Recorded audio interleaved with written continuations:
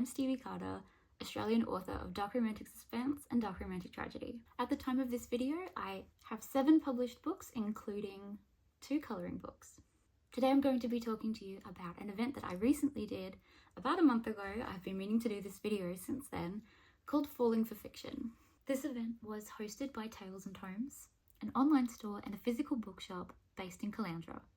The owner of this shop is so involved within the bookish community and is an author herself. Lex Logan is so generous with giving space to authors and bookish businesses. I did a pop-up there a couple of months ago and it was incredibly successful, so I was keen to see how this event would go with the crowd Tales and Tomes brings. This event was held at the Sunshine Coast on June 20th. I will start this video by saying that these experiences are entirely my own. I'm sure people have differing experiences just like we do at all events, but I can only speak for myself. So I'm going to jump straight into some numbers. Falling for Fiction cost me $300 for my table and $50 for my assistant. And what that got us, obviously, is the table space. All the tables had black tablecloths on them, and they weren't standard size tables. These ones were far longer than we were used to, which I was very grateful for because my setup is getting bigger with every event. Both my assistant and I got tote bags, which had tissues, a bottle of water, some snacks, hand sanitizer, a fan, which was very good because even though it is winter here, it was still very warm within the event, some signing pens, and these adorable pins, which I noticed so many of the ticket holders wearing. We also got our lanyards, and this fee also covered our lunch. And for a convention, this was very good food. I often find with conventions, there's usually food trucks with a lot of greasy food, and I end up coming home just not feeling great from not being hydrated enough and not eating well. But thankfully, this wasn't the case with this event. The other expenses I had with this was the hotel room. We were lucky enough to get a discount code to stay at the hotel where the event was held, which was very handy. I think accommodation cost me a little over $200. Another expense for me for this was the fact that I sponsored this event.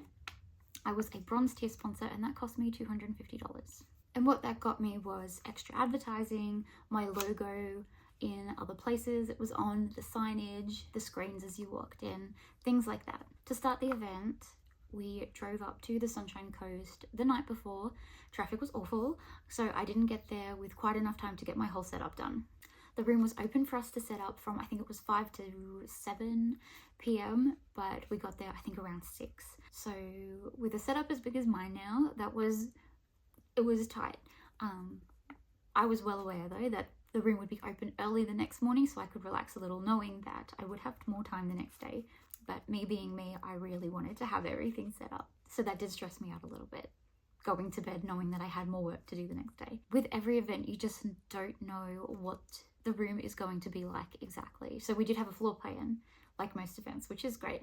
I wasn't expecting my table to be backing onto someone's table so closely.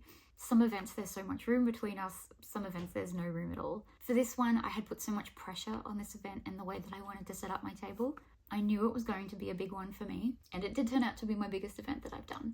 So when I got there and I didn't have quite as much room to add a shelf that I had envisioned would be part of my setup, I did get a little stressed, a little flustered, and that's just on me. As soon as a spanner is thrown in my works, I do get thrown off for a little bit. But I managed to work it out as best as I could. I still think the setup looked good in the end. I think for future events, I will ask the event coordinators if I can be backing onto a wall though, because I hate the idea that I would encroach on someone else's space behind me. So that's definitely something I'm going to be doing for upcoming events. As well as opening early on the day of the event, there was a coffee van, and that was magical. I have been to a lot of events now where they don't have things like coffee first thing in the morning, and I don't really function until I've had some. And even better, they did iced coffee, so I was very grateful for that.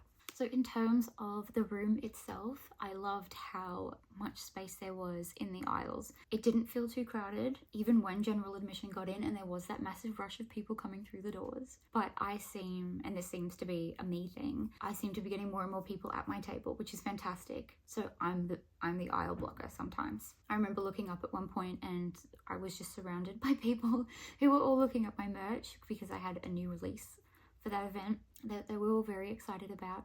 And I was very grateful that I had an assistant because I was feeling rather flustered trying to get to everybody. As I said before, it was my best event, so I did about $4,700 gross. Obviously, that's not taking out the cost of my books, my merch, the hotel and everything, but that also does include the pre-orders that I did, and I had, I think, just under 30 pre-orders, so it was my second biggest event for pre-orders, but my biggest in terms of earnings. I think my earnings are partially due to the fact that I have my special edition. It was my top seller for the day. I sold 20 total, 10 in pre-orders and 10 on the table for the day. As well as having my tiny tropes, my new little keychains that I released in time for that event, I also published my second colouring book on the day of the event, and I sold 20 of these. As for those little keychains I just mentioned, I think I sold a total of more than 50. I had only ordered 64 of them as a trial to see how they would go. I've kept 4 for myself for photos and things. 1 is set aside for my best friend, so that was 57. I sold 57 of them for that event, and that just totally blew me away. I was not expecting that at all, so I've had to do a massive restock since then. In terms of any hiccups on the day, nothing really stood out. Some events, there are major blunders, like huge lines for things or not being enough food or drinks, but this one was fine. I think the event organizer did mention that the venue didn't bring out all the drinks that they were meant to, and I do remember my assistant didn't get a fork with lunch and had to wait for one, but like, that's nothing. Overall, it was so wonderful. I got to see so many readers that I have seen lots of times before, but then I also got to see some in person who I have only ever spoken to on Instagram, and that was really nice. I actually got to hang out with some of them the night before at the hotel while we were having dinner. I ran into a few of them, and I think that totally eased my nerves and reminded me just how excited people are to see us there, which still blows my mind. I don't think of myself as a very successful author, I guess. I'm certainly still very small, but to have people so excited to see me is so surreal and so lovely. I got so many gifts from readers, and I keep every single one of them. I've got a box with all the little handmade things and handwritten notes, poems, crocheted things, all of it. I keep it all in a big box, so that if I'm ever having a bad day, I just go back and look at that. So in conclusion, I'm totally keen to do another event by Tales and Tomes. It was one of the smoothest days I've had at an event. If there were major hiccups, it wasn't made known to everybody. I mean, maybe some people noticed some things, but in my little bubble, I noticed no big hiccups for this event. So I just got to enjoy the day. I got to enjoy my readers and hanging out with my author friends, selling a lot of things and going home with my car far lighter than it was when we arrived. My next event is Love on the Beach at the Gold Coast, and I'm really keen to see how that goes by comparison to this one. I'll see you after that. Bye.